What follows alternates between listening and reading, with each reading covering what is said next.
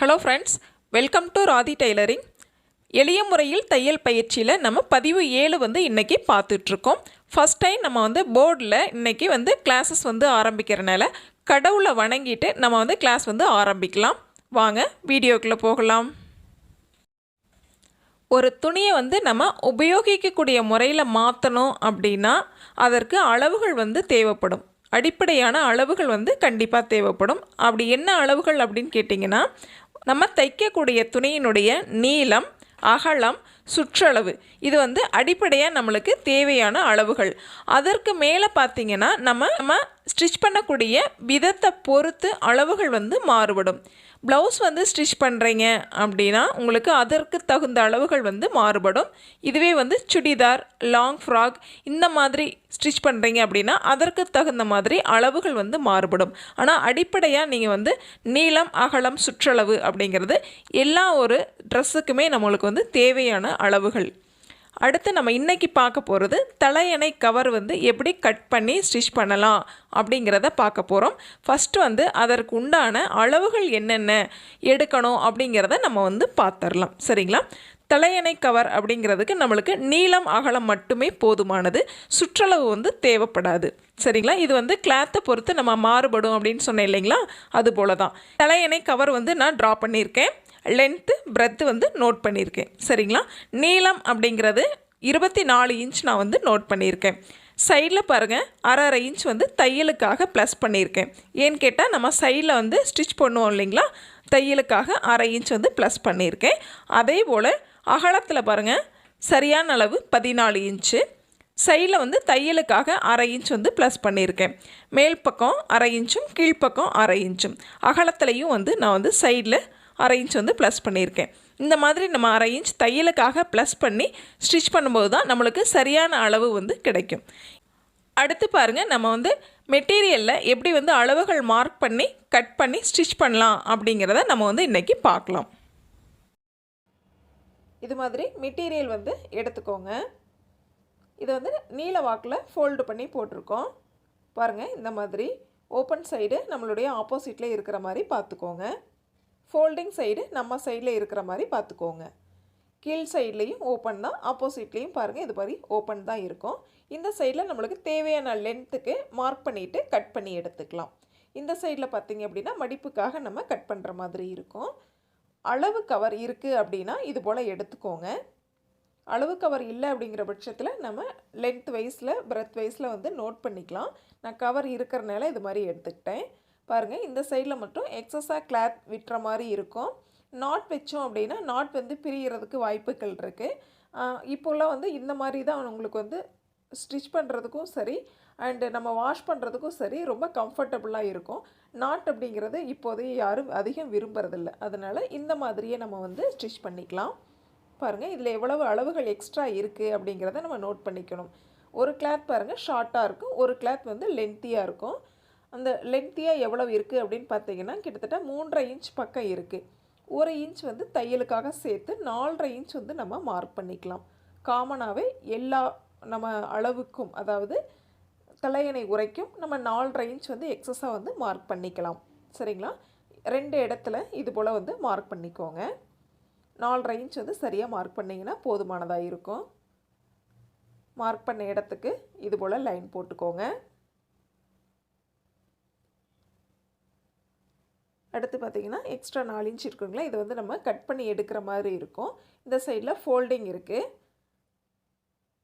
இந்த ஃபோல்டிங் வந்து இது மாதிரி கட் பண்ணிடலாம்.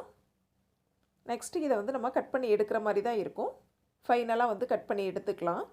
எடுத்துட்டோன்னா இந்த மாதிரி இதோட கிளாத் வந்து கட் ஆகிருக்கும். அடுத்து பாருங்கள், அந்த இடத்துலேருந்து நம்ம சரியான அளவு வந்து மார்க் பண்ணிக்கலாம். லென்த் எவ்வளவு அப்படிங்கிறத மார்க் பண்ணிக்கலாம். எக்ஸ்ட்ரா இருக்கிற 4.5 இன்ச் வந்து நம்ம கணக்கில் வந்து எடுத்துக்கக்கூடாது.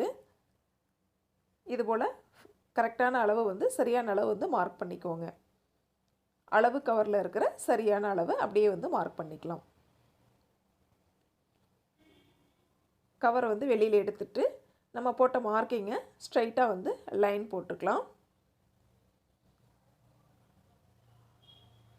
இதுபோல் லைன் போட்டுக்கோங்க.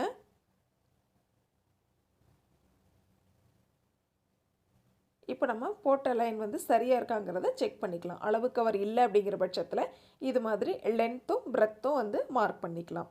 சரிங்களா? நான் சரியாக இருக்குது அப்படிங்கிறதுனால அந்த அந்த அகலம் வந்து சரியானதாக இருக்குது அப்படிங்கிறதுனால நான் கட் பண்ணல, மார்க் பண்ணல, அப்படியே வந்து வச்சுருக்கேன். நீங்கள் எக்ஸஸாக கிளாத் இருக்குது அப்படிங்கிற பட்சத்தில் மார்க் பண்ணி கட் பண்ணிக்கோங்க. லென்த்தையும் பிரெத்தையும் வந்து நீளத்தையும் அகலத்தையும் மார்க் பண்ணி கட் பண்ணிக்கோங்க. எக்ஸ்ட்ரா வந்து இந்த 4.5 இன்ச் வந்து கண்டிப்பாக எல்லா கிளாத்துக்குமே விட்டால் தான் வந்து சரியானதாக இருக்கும். மெயின் அதாவது ஒன் சைடு கிளாத்தை வந்து எக்ஸஸாக அடி சைடில் எக்ஸஸாக விட்டுருங்க 4.5 இன்ச்சு. மேல் சைடில் வந்து கட் பண்ணி இது போல் வெளியில் எடுத்துருங்க. அடுத்து பாருங்கள், லென்த் வைஸ் நம்ம மார்க் பண்ண இடத்தையும் இது போல் கட் பண்ணிக்கலாம். லைன் போட்ட இடத்த இது போல் கட் பண்ணிக்கலாம்.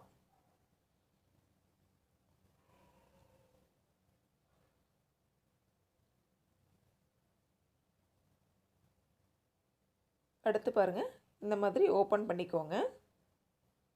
உள் பக்கமாக இது மாதிரி திருப்பிக்கலாம்.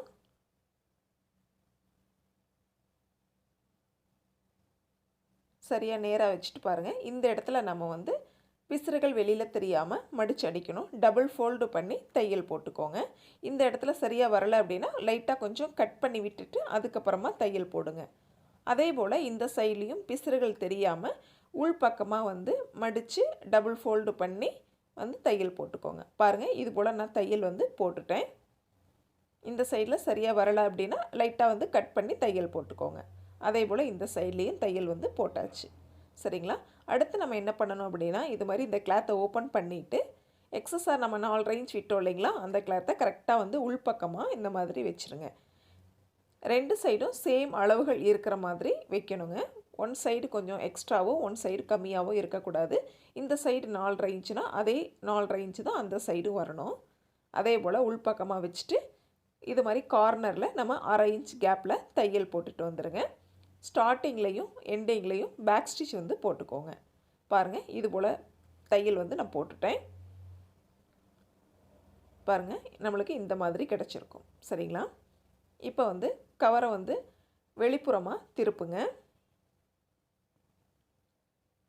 நம்மளுக்கு தலையணை கவர் வந்து ரெடி ஆயிடுச்சு. மேல் பக்கம் பாருங்கள், இந்த மாதிரி இருக்கும். கார்னரில் இந்த மாதிரி கிளாத் இருக்கும். நல்லா எடுத்து விட்டுருங்க, சுருக்கங்கள் இல்லாமல். 4 கார்னரையுமே கரெக்டாக எடுத்து விட்டுருங்க.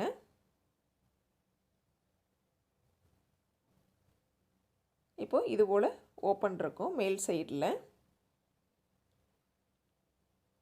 இந்த ஓப்பன் வழியாக தான் நம்ம வந்து தலையணையை வந்து உள்புறமாக வந்து செட் பண்ணணும். நம்மளுக்கு உள்பக்கமாக செட் பண்ண சிரமமாக இருக்குது அப்படிங்கிற பட்சத்தில் தலையணை வந்து லைட்டாக மடக்கின மாதிரி லைட்டாக வந்து ஃபோல்டு பண்ண மாதிரி உள்பக்கமாக விட்டுக்கோங்க. இந்த மாதிரி லைட்டாக ஃபோல்டு பண்ணி லைட்டாக மடக்கின மாதிரி உள்பக்கமாக விட்டீங்க அப்படின்னா ஃப்ரீயாக உங்களுக்கு வந்து உள்பக்கமாக போகும். இது போல் பாருங்கள், ரொம்ப சிம்பிளாக ஈஸியாக நம்மளே வந்து பிகினர்ஸாக நீங்கள் இருந்தாலும் ஈஸியாக வந்து உங்களால் ஸ்டிச் பண்ண முடியும். அந்த வகையில் நம்ம வந்து கிளாஸஸ் வந்து தொடர்ச்சியாக வந்து பார்த்துக்கிட்டு வர்றோம். தொடர்ச்சியாக நம்ம பதிவுகளை வந்து பார்த்துக்கிட்டு வாங்க. கண்டிப்பாக உங்களால் சிறந்த டெய்லராக மாறலாம். நம்மளுடைய பதிவுகள் அனைத்துமே வந்து ஸ்கிப் பண்ணாமல் பார்த்தீங்க அப்படின்னா இடையில நிறைய டிப்ஸ்கள் கண்டிப்பாக உங்களுக்கு யூஸ்ஃபுல்லாக இருக்கும். அதோடு பார்த்தீங்க அப்படின்னா நீங்கள் ஹார்ட் ஒர்க் வந்து கண்டிப்பாக பண்ணணுங்க. பிகினர்ஸ் அப்படிங்கிறதுனால கண்டிப்பாக நீங்கள் ஹார்ட் ஒர்க் பண்ணணும்.